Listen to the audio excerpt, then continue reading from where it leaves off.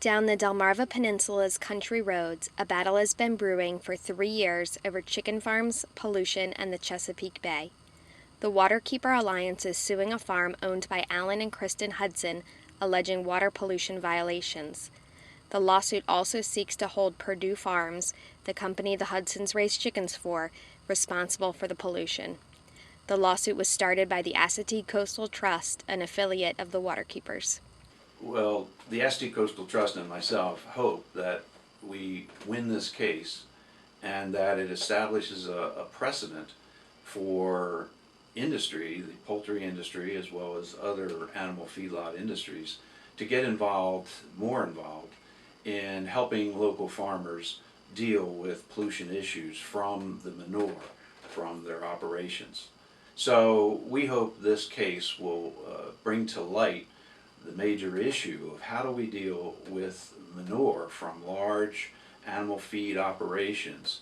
How do we deal with that, and who's going to actually pay the bill, if you will, for that?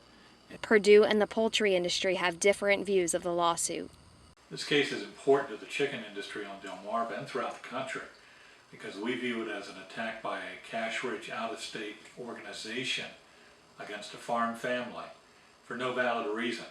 It seeks to change the way that chickens are produced on Delmarva and eventually perhaps in the United States.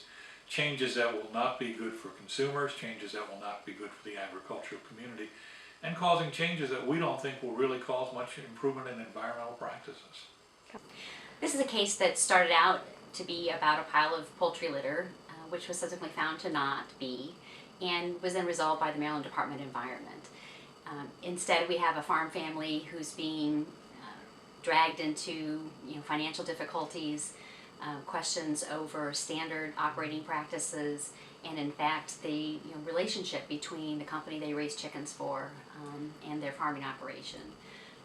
This could have long-term consequences for the industry and for America's farmers. A 3-week trial is scheduled to start on October 9, 2012 in federal court in Baltimore.